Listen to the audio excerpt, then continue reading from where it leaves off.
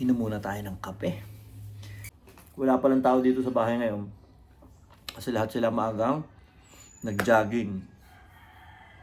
Ako lang ang naiwan kasi ako lang yung pinaka batugan.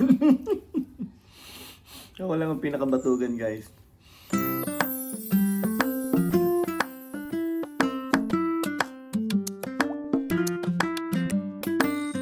Nakakatawa kasi si Jeron, 2 days na straight sumasama siya kay mama na mag-jogging ng umaga.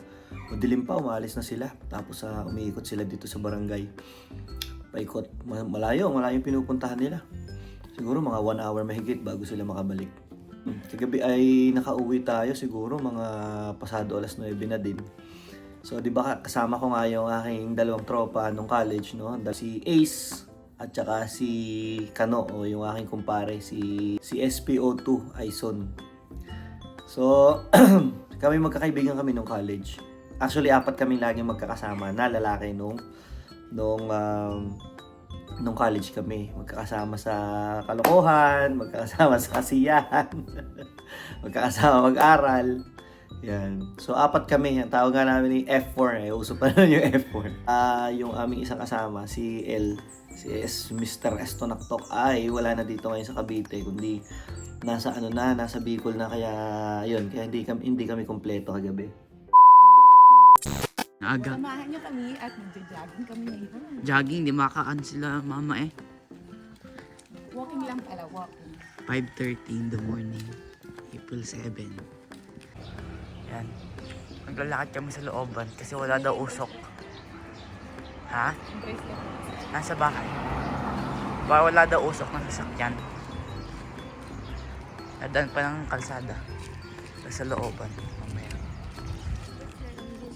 Johan, saan na tayo? Where are you going? We're going where we're going. Yan, may mga tricycle. I know. And look at the dogs. I know. Sana hindi tayo habulin. I know Takot ako where sa we- aso. I Saan? know where we are. Here, can you put the camera? In the tricycle zone. Takot ako sa aso kasi nung bata ako, hinabol ako ng aso. Kung hindi pa ako nahulog sa kanal, kagaya niyang ganyan, nahulog ako sa ganyan. Kaya lang tumigil sa paghabol sa akin yung aso. Kaya simula na ayoko maglalakad ng mag-isa. How old were you? Like, I was in elementary. What grade? Probably grade 4. Yeah. I ran and then I fell in the canal. Were you faster than the dog? And then the dogs ran away. Were you faster than the dog but had less Of course. energy? Kasi na-boost yung aking energy. Adrenaline rush. Yeah. Yan, papasok kami. Hindi ko alam kung saan kami papunta, pero ito yung nilalakaran nila araw-araw. Ang bango ng simoy ng hangin. Fresh. Masarap huminga ng malalim. At hindi masakit sa ilong. Kasi hindi dry. There's a dog. Ay, bebe, may dog. Your fear is close. I know. Masarap sa dibdib ang paghinga. I think the dog fears us. Look. Ayan, oh. Ito ay dragon fruit farm. They're tiny still. They're just gonna grow. Ang sarap yan. Yeah. May 2 kulay niyan. Pink, Yeah, at pink saka and white. white. Yeah. Pero mas type kong kainin yung puti kasi matamis. The pink is sour. No. But It's less it's sweet. I like the white ones better. Meron din sa Canada ng dragon fruit. Meron. May nabibili, may nabibili. Kaya lang, it's too expensive. Yan. Looban to eh. Ang dami niya, oh. Ang dami nilang tanim na. Nakapakita ko.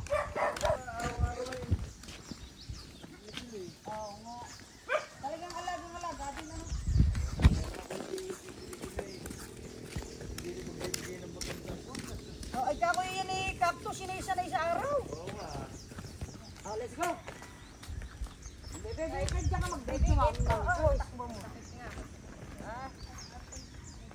Ano yung motor?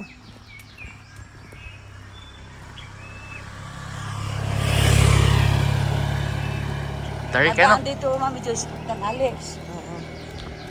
Napaka-tarik ka no? Bear, na may sasakyan, na Perlin. Hindi, sa Maragon din may ganito din nagaan. Saka Sa asawa tabing ilog.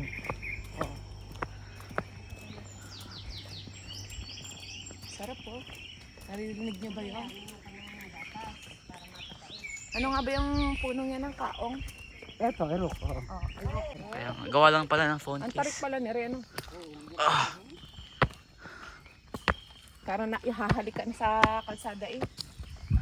Napaka-steep. May nahulog din ang truck. Oo. Yung parang Pinya. They just Oh, grow astig. from the leaves. Ang liit niya oh. Isang buong farm siya. Under They grow on top of the leaf. It's like a cactus. Yeah. Oh, it's pink. Panda. Ayun gusto niya dating saging. Oh. Panda Done. is so fun. Yeah. We can't pick them, can we? Napakasaya nung pagsasama namin, ng pagkikita-kita namin kahapon. Wala kaming ginawa kundi magtawanan, balikan yung mga kalokohan namin dati, balikan yung mga memories, pero may mga time din na serious din, ano? Pinag-uusapan yung mga nangyari sa buhay namin, mga ups and downs. May kwento ko sa inyo, no, yung sa aming tatlo, or sa aming apat na magkakaibigan ng college. Lahat kami ay kumuha ng edu course. Dalawa sa amin ay nag-take ng English. Ako yon at saka si El. At dalawa naman sa amin ay nag-take ng math major. Yun yung kasama ko kagabi. Pareho silang math. Si paring Kano at saka si Ace. So sa aming apat na nag-take ng education, ako nagturo ng 10 taon. Meron nagturo sa amin ng 1 year lang. Merong nagturo ng matagal-tagal kagaya ni Ace sa municipal, sa bayan ng Maragondon. Wala na sa amin, kahit isa sa aming apat, ang teacher ngayon. So, apat kaming edok na walang nagtuloy maging teacher. Ako, yung pinakamatagal na nagturo na umabot ng 10 taon bago nga kami nag-Canada. Si Kano ever since, pagka-graduate, nagturo lang siya sa school sa Magallanes ng 1 year and then pinasok na niya yung pagpupulis. At ngayon nga, ay isa na siyang SPO2 dito sa bayan ng 13, sa 13 Martires City, sa Cavite. At si Ace naman, kaya nga tuwan-tuwa kami dahil parang sinadya ng pagkakataon na magkasama-sama kami. Samantalang si Ace po yun ay naka-base na sa Las Vegas. Tagal namin magkakasama kagabi pero hindi ko man lang natanong ano na ba yung ano nga ba yung trabaho niya exactly. Pero alam ko ang linya niya is nasa medical field. Di ba? Napakalayo, From teaching sa Maragondon. And then pagpunta niya ng Las Vegas, nagturo din siya doon sandali and then pinasok na niya yung medical field. Nag-aral siya doon. Sa edad niya, siya ay nag-take ng courses para mapunta sa linya na yun. Nasa hospital siya. I don't know if it's hospital or clinic. Pero ang alam ko, sila yung nagkumukuha ng dugo or nag-aano doon sa mga tao na nagda-dialysis, parang ganun. So, yun na yung kanyang trabaho ngayon. At napaka-successful na tao, but still very down to earth. Ganun din naman yung kumpare ko, si Kano. Pero hindi mo makikita sa kanila. Napaka-bibihira yung mga tao na ganun, na walang pinagbabago kahit na malalayo na yung narating. In fact nga pala, si Ace, yung kaibigan ko si Ace, kaya siya nandito ngayon ay dahil umattend siya ng graduation doon sa school kung siya gumraduate ng high school. At siya ang naging panauhing pandangal doon. So, sabi ko, iba na talaga yung mga kaibigan ko ngayon. Isang nasa hospital, isang nasa medical field, isang pulis, at ako naman, isang kargador sa Canada. Ayun. Sabi ko, layo na ng mga narating nyo. Layo na ng mga narating natin. Yun nga lang, yung narating ko, literal lang na malayo yung lugar. Pero yung sa kanila, malayo dahil ang dami na nilang na-achieve, ang dami na nilang na pagdaan ng mga challenges. Kagaya nga ni Ace, di ba? Sa edad niya, nag-aral siya, pinasok niya yung field na hindi naman niya talaga, wala naman siyang idea noon, di ba? Pero pinasok niya, malakas yung loob niya, At ngayon nga, successful na siya, no, sa Las Vegas. So, nakakatuwa yung magkasama-sama kayong mga magkakaibigan, magkakumustahan. Napakasaya. Parang, para sa akin, sabi ko, parang bibihira yung mga ganun na, ito pa matindi. So, kumain kami kagabi. No, mas kami sa isang restaurant, no, sa Bag of Beans nga, sa Tagaytay. At noong magbabayad na, ay inunahan pa kami ng kumpare kong si Kano, no, na siya magbabayad. So, sabi niya, sige, next time na kayo. Next time na lang. Meron akong dalang card. Kasi nga, hindi na ako nakapag-tap kasi nga, inagaw na niya yung bill. No? Siyempre, pinaagaw ko talaga yun. Hinayaan ko talaga agawin niya yun. Yun talaga yung mission, yun talaga yung plano ko. Hinayaan ko talaga maagaw nila. Yan. Hindi, joke lang. Pero, ang punto ko lang doon is, sa mga kagaya mo na, ano, na umuwi, ano, from ibang bansa after so many years, hindi mo nakita yung mga kaibigan mo. And then, once na makita mo sila ulit, makasama mo. Pero yung sila pa yung mag-i-initiate na, sige, ako nang bahala kasi kayo yung parang kayo yung parang bisita ko. Tapos kasi minsan lang kayo makadalo ng Pilipinas, ako yung host, ako nang bahala. Parang nakakataba ng puso. At saka parang hindi mo ina-expect sa mga dadatnan mo sa Pilipinas. So, pag may mga kaibigan ka na gano'n na ikaw pa isipin, tapos pag ikaw pa lilibre, parang nakakataba ng puso, di ba? Ay, eto na sila, oh. Ayan, ha. Nagbablog ako dito, eh. Oh, eto na sila. Galing jogging. Ano yan? The popping flower, look. Popping flower. Grab. The popping flower. May natutunan na naman siyang bago. No, isang araw, naglalaba yan, nagkukusot. Oh, may bago na naman natutunan, no? Popping flower, pinupokpok sa ulo. Saan kayo umabot? Doon sa... Nakaroon namin talaga. Oh, ang ganda sa mga layo. Maganda. Maganda, maglakad. masarap yung ambience. Ayun. Ako lang ang naiwat kasi ako lang ang batugan. May video si Kuya. Sige, upload natin yan. Baby, Hindi na gusto daw yung cake. isasama. Hindi na daw siya sasama sa susunod. Sino mo yung cake? Sino hindi nasama? Makukulay si Johan. Kaya Bakit? Nagtsatsaga si Mindy doon sa winat niya. It's so long. If you went, you would pass out. Naku naman. Ay, dapat dala mo yung bike. Oo, mag-bike ka. Mag-bike ka na lang bukas. Pwede. Para makasama si Daddy. Talaga tong si Butchog. Mama, nasaan ba yung bike? Ang bigat kasi ng katawan mo na. Kaya ka nahihirapan. Anak, baka kumukulay sa saig yan. Oo, nakulay nga. Kasi ube siya. Yun, no? Alam mo, pinakamaganda mong gawin dahil napagod ka. Kumain ka na naman. Kumain ka na marami. Si Ninang Cora at saka si... Ano ba kayo doon sa Buna? Doon ang daan eh. Sa may Nandun sa Dangilog? tapat nila. Oo, Dangilog? tapos si Ninang Elmer rin nakasalubong namin kasama ng mga kajamin yung mag-walking. Oo, may walking din. Yun. Kaya kung ka sumama ka, gumis ka naman ng maaga. Hindi ko masabi. Maybe. Mas masarap mahiga eh. Bakit wala kayong pandesal ngayon? Hindi kayo dumaan ng pandesal? May tasty doon. Mama, look. Ubus na rin naman ang ano. O, tira mo, agang-aga after mag-jogging. Mangga, ang titirahin na ulit. Oh, talaga naman. Kinukwento ko kahapon, mami, yung labas ko with my college friends. Sabi ko, nakakatawa, no? Magkakita-kita ng ganun. Bibihira lang yung mga tao ng ganun. Ito, lumakad din to kahapon. Mga childhood friends naman yan. Yung mga taga dito rin lang sa barangay. Mga kasama niya. So, hindi siya malayo. Ako, pinikap lang ako ng mga kaibigan ko nga. Nagtagaytay kami. Siya naman dito lang. Aba, ang matindi nito, nakauwi na ako at malaon na. Siya hindi pa nadating. Ayun, may tripod tayo. Buti naman. Yun. Vlog na ulit. Vlog na. Yes, meron akong tripod. Natutuwa ako. Mama, dadali ko na to Canada. Akin na lang siya. Akin na lang. Anong tawag dyan?